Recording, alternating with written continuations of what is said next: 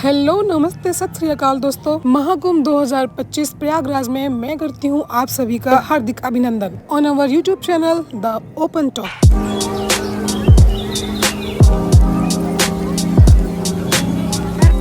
आज हम आपको लेके चल रहे हैं कुंभ स्थल के सेक्टर 17 में किन्नर अखाड़े की ओर, जो कि है आजकल बहुत ज्यादा चर्चा में।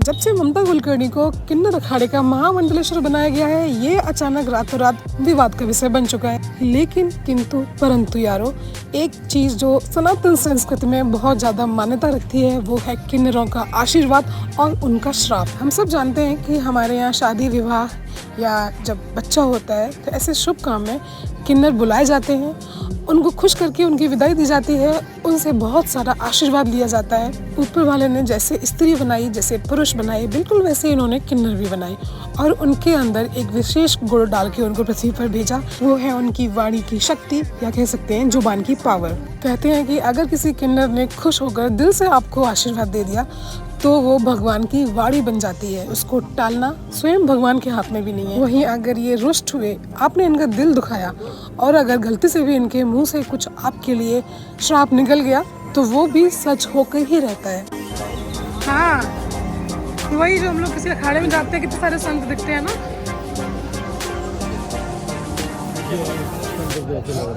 इधर भी है ये सब लग रहा है।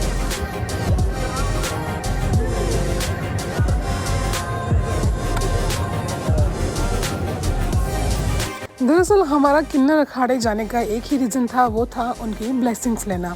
और इसी वजह से वहाँ हमें जितने किन्नर साध्वी या संत दिखे, हमने उन सबका आशीर्वाद लिया। बिकॉज वी नेवर नो कब किसकी दुआ, किसका आशीर्वाद कहाँ काम आ जाए। यहाँ मेरा एक्सपीरियंस बहुत अच्छा रहा, बहुत पॉजिटिव वाइब आई। बहुत सारे किन्नर साध्वी और संत दिखे और सबसे बड़ी बात, सबका व्यवहार यहाँ पर बहुत शांत और सौम्य था।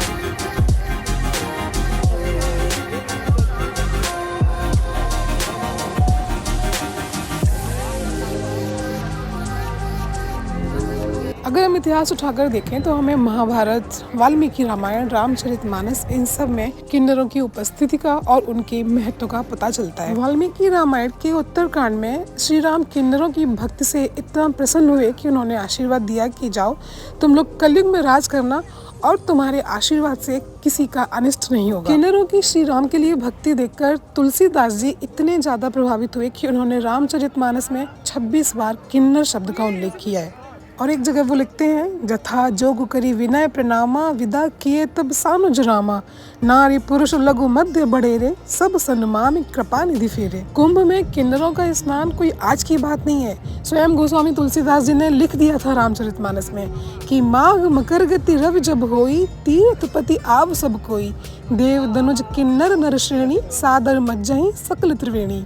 अर्थात माघ के महीने में जब सूर्यदेव मकर राशि में प्रवेश करते हैं तो तीर्थपति यानी तीर्थराज प्रयाग, उसमें देव धनुष किन्नर नर सब श्रेणी के लोग त्रिवेणी में आदर पूर्वक स्नान करते थे।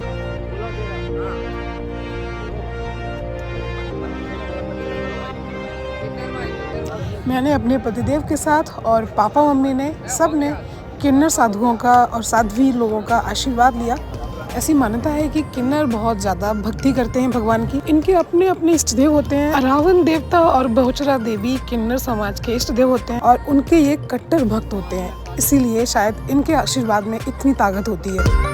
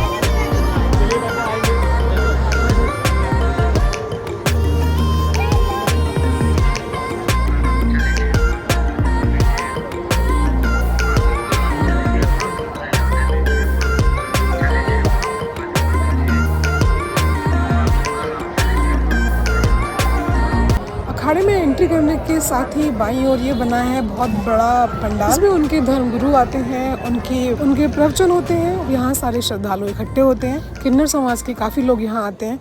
लेकिन एक बात बता दूं कि एक आम किन्नर अखाड़े में शामिल किन्नरों से अलग होता है। जब कोई किन्नर अखाड़े में शामिल होता है तो उसको बहुत सारे रूल्स और रेगुलेशंस मानने पड़ते हैं। जैसे कि अखाड़ों में शामिल होने के बाद वो किन्नर बाहर रोड पर या चौराहों पर खड़े होकर सबसे पैसे नहीं मांग सकते। शादी विवाह जैसे बड़े कामकाज के अतिरिक्त आप सबसे उपहार भी नहीं ले सकते।